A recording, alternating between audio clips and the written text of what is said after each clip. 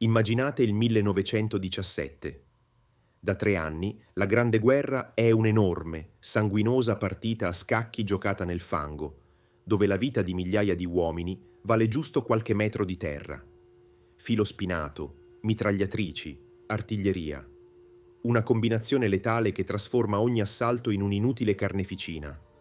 Un'ondata umana che si schianta contro difese impossibili da superare.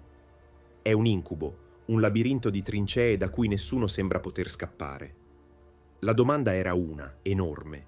Come si vince una guerra dove l'unica regola sembra essere l'immobilità?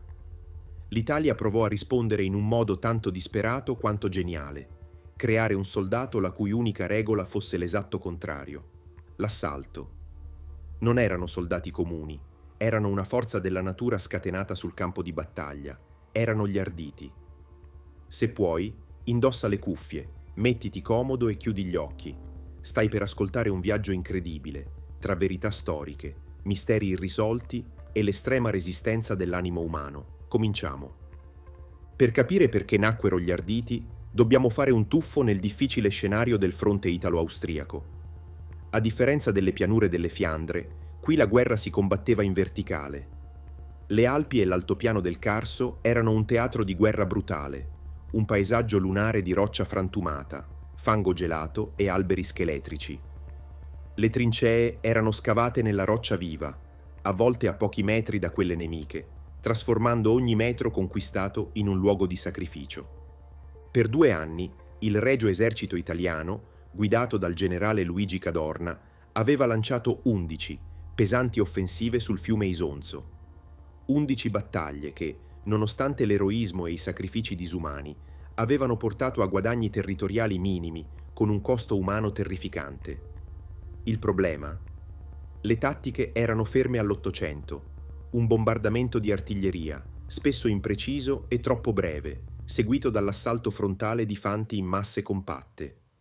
Questi uomini avanzavano lenti, appesantiti dall'equipaggiamento, contro grovigli di filo spinato ancora intatti e nidi di mitragliatrici piazzati alla perfezione.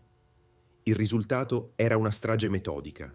I soldati cadevano a migliaia, impigliati nei reticolati, colpiti dal fuoco incrociato, spesso senza nemmeno vedere in faccia il nemico. La guerra era diventata una disumana catena di montaggio di eventi tragici che stava divorando un'intera generazione. Potete immaginare il morale delle truppe. Era a pezzi. La frustrazione, la paura e la sensazione che il proprio sacrificio fosse inutile dilagavano nelle trincee. I comandi capirono che qualcosa doveva cambiare, e in fretta. Continuare così significava solo allungare la lista infinita dei caduti.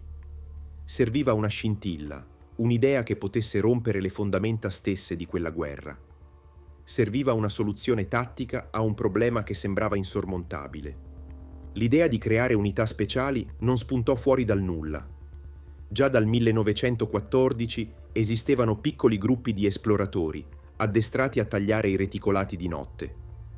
Poi arrivarono le compagnie della morte, pattuglie di genieri e fanti con pesanti corazze farina, che si avventuravano nella terra di nessuno per far saltare le difese nemiche.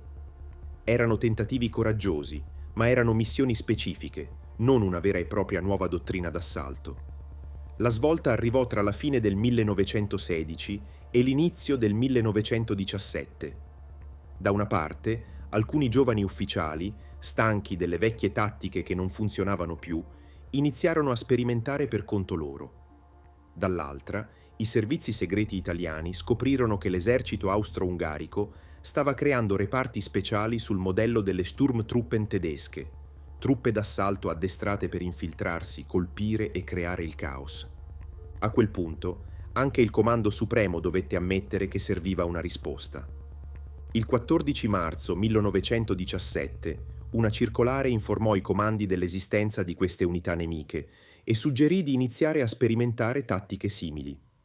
La spinta decisiva venne dalla seconda armata del generale Luigi Capello, un ufficiale più aperto alle innovazioni. Fu lui a dare l'impulso per creare un vero e proprio reparto d'assalto. Il 26 giugno del 1917 una circolare autorizzò ufficialmente la costituzione dei riparti d'assalto. E così, a Sdricca di Manzano, in provincia di Udine, nacque la prima, vera scuola per arditi. Al comando fu messo il tenente colonnello Giuseppe Bassi, con il compito di trasformare un'idea in una macchina da guerra. Essere ardito non era più solo un aggettivo per un atto di coraggio, diventava una professione, quella di un soldato d'élite con un unico scopo: non più solo aprire la strada alla fanteria, ma conquistare la trincea nemica da solo, con una determinazione e una velocità mai viste. La tempesta era stata forgiata, era ora di scatenarla. O con noi o contro di noi. Non era un semplice motto, ma una dichiarazione di intenti. Gli arditi erano diversi da ogni altro soldato, e lo erano per scelta, addestramento e mentalità. Il reclutamento, almeno all'inizio, era su base volontaria. Si cercavano gli uomini più coraggiosi, i più forti, quelli con un quasi innaturale disprezzo per il pericolo.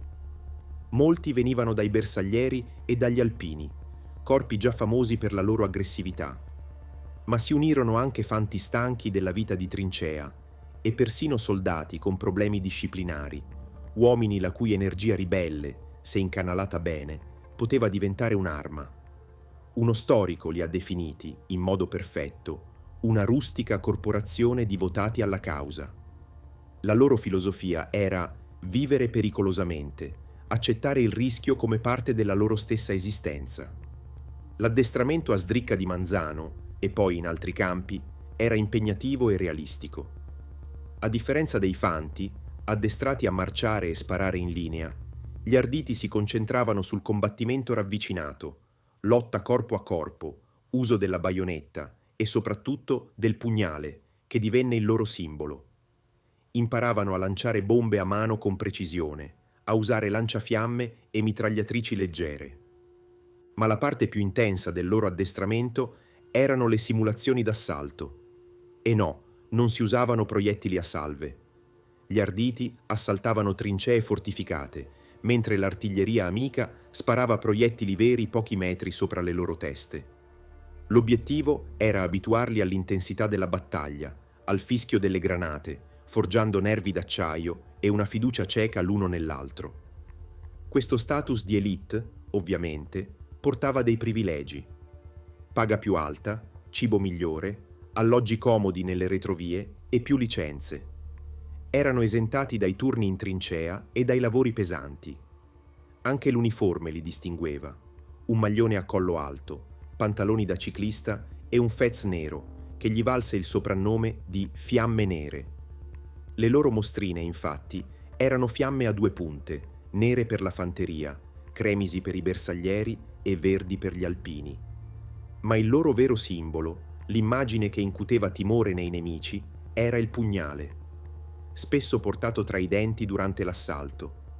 Il loro inno riassumeva tutto: fiamme nere, avanguardia di lotta, siamo il vessillo di impegno e di onore.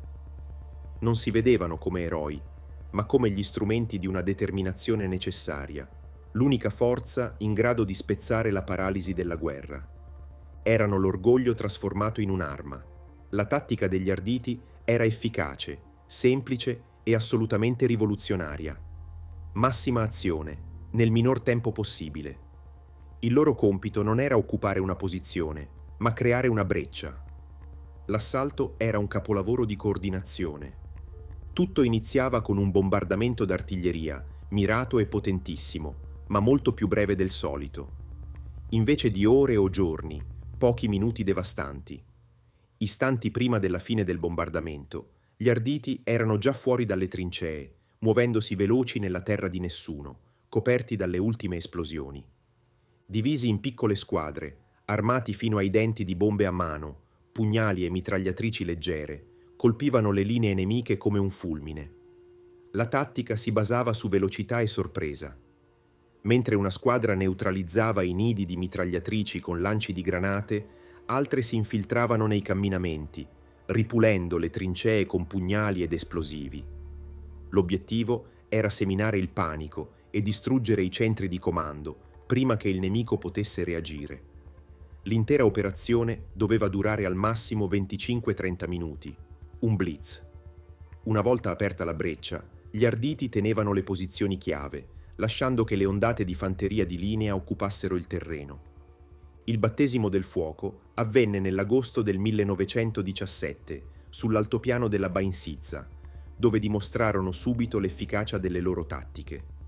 Ma fu nella conquista del Monte San Gabriele che si guadagnarono una fama leggendaria, affrontando per giorni combattimenti ravvicinati tra le rocce della montagna.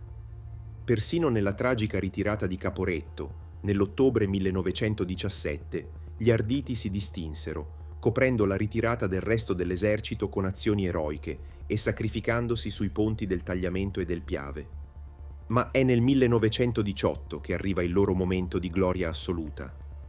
Durante la battaglia del Solstizio, a giugno, furono decisivi nel respingere l'ultima, grande offensiva austriaca sul Piave.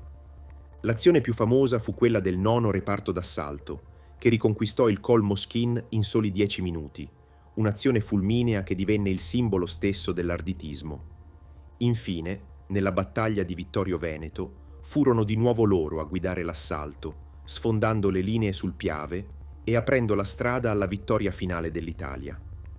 Certo, il loro tributo fu enorme, con perdite che in certe battaglie arrivarono al 20% degli effettivi, molto più di qualsiasi altro corpo. Ma il loro impatto fu decisivo. Avevano dimostrato che audacia, addestramento e tattiche innovative potevano spezzare anche lo stallo più sanguinoso. Finita la guerra, nel novembre del 1918, per gli arditi inizia il capitolo più complicato e controverso della loro storia. Abituati all'azione, al rischio e a uno status speciale, faticarono a tornare alla vita civile e in un esercito che, tra il 1919 e il 1920, sciolse ufficialmente i reparti d'assalto per motivi sia militari che politici. L'arditismo, come corpo militare, era finito, ma come idea, come fenomeno sociale e politico, era appena iniziato. La maggior parte degli ex-arditi, sentendosi tradita e spinta da un forte nazionalismo, confluì nell'Associazione Nazionale Arditi d'Italia, ANAI, e molti furono attratti dal fascismo di Mussolini, che ne adottò simboli e motti. Parteciparono all'impresa di Fiume con D'Annunzio e divennero il braccio attivo del movimento. Ma è un errore storico associare tutti gli arditi al fascismo. Una minoranza importante e coraggiosa, di idee democratiche e rivoluzionarie, si oppose con forza a Mussolini. Nell'estate del 1921, guidati dall'ex tenente Argo Secondari, fondarono gli Arditi del Popolo, una formazione paramilitare antifascista che si scontrò duramente per le strade con le camicie nere. Fu una breve e intensa contrapposizione tra fiamme nere di fazioni opposte, il tragico epilogo di una fratellanza nata in trincea. E mentre l'arditismo politico infiammava le piazze, la loro eredità puramente militare, quella tattica, venne messa in un cassetto dall'esercito. Rimase lì, quasi dimenticata, per 20 anni, per poi riemergere con forza durante la Seconda Guerra Mondiale. Nel 1942 l'esercito ricostituì un reparto d'élite che ne raccoglieva il testimone, il 10° Reggimento Arditi. Organizzato in battaglioni specializzati, paracadutisti, nuotatori d'assalto, camionettisti per raid nel deserto, operò in Nord Africa e Sicilia. Con l'armistizio dell'8 settembre del 1943, il reggimento si sciolse, ma una parte di esso, il 1° battaglione, si unì all'esercito che combatteva con gli alleati e, nel 1944, fu rinominato 9° reparto d'assalto, lo stesso nome del leggendario reparto del Col Moschin. Ed è questo filo rosso, questo passaggio di consegne quasi ininterrotto, che lega le fiamme nere della Grande Guerra alle moderne forze speciali italiane. L'esperienza degli Arditi confluì, nel dopoguerra, nella creazione dei primi reparti speciali. Nel 1975 nacque ufficialmente il 9° battaglione d'assalto paracadutisti, Col Moschin. Oggi, il 9° reggimento d'assalto paracadutisti, Col Moschin, è l'unità di punta delle forze speciali dell'esercito italiano, erede diretto delle tradizioni e dello spirito innovatore degli Arditi. Il nome Col Moschin e il basco grigio-verde sono un omaggio a quegli uomini che, più di un secolo fa, insegnarono un nuovo modo di combattere. Alla fine, la storia degli Arditi è la storia di un'idea geniale nata dalla disperazione. Furono la risposta fulminea a una guerra lenta e mortale, la prima, vera incarnazione del concetto moderno di forze speciali. In una guerra di numeri e di logoramento, hanno dimostrato che la qualità vince sulla quantità e che l'addestramento d'élite e l'audacia possono fare la differenza. Al di là delle complesse e tragiche divisioni politiche del dopoguerra, il loro impatto sul campo di battaglia è stato innegabile. Hanno infranto le regole della guerra di trincea e lasciato un'eredità di coraggio che vive ancora oggi. Dal fango del Carso, passando per le sabbie dell'Africa, fino alle missioni complesse degli incursori moderni, lo spirito delle fiamme nere continua a bruciare. Non erano solo soldati, erano la prova vivente che anche nell'ora più buia l'ingegno e la volontà umana possono scatenare una tempesta capace di cambiare la storia. Grazie per aver seguito con noi questa storia. Se siete affascinati dal mondo della strategia e della storia militare, iscrivetevi al canale e attivate le notifiche. E ora diteci la vostra nei commenti. Quale altro reparto d'élite vorreste che analizzassimo nel prossimo video? Alla prossima!